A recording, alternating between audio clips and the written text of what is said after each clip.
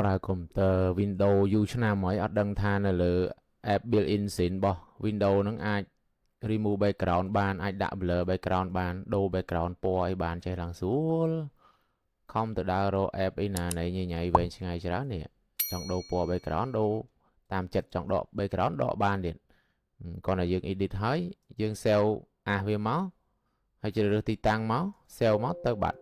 ជាន់គ្នា2ដងអត់ពិបាកទេគាត់តែមកស្ដាំលើរូបភាពហ្នឹងហើយយក edit with photo នេះក៏បានឬក៏យើង open with ហើយយើងយកពាក្យ photo នេះក៏បានដែរអានឹង app built-in scene របស់ Windows ណាហ្នឹងហើយយើងចុចកន្លែង edit ហ្នឹងមកទៅមកកន្លែងនេះអាច adjust ពណ៌ពលឺកែពលឺកែពណ៌បានតាមចិត្ត exposure contrast អីហ្នឹងអញ្ចឹងទៅហើយនេះដាក់filter template អីចឹងមកនេះ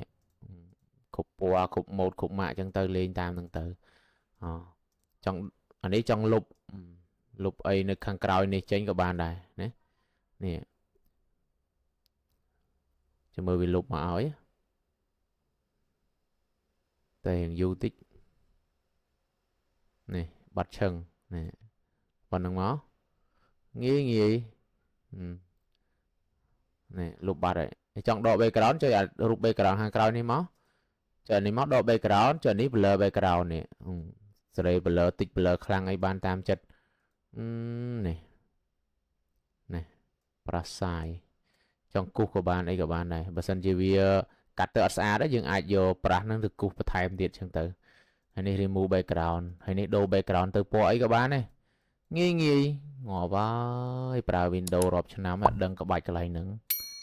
ចប់ហ្មងខ្ញុំហើយអ្នកដឹងហ្នឹងក៏មិនព្រមប្រាប់ទៀតយូរហើយ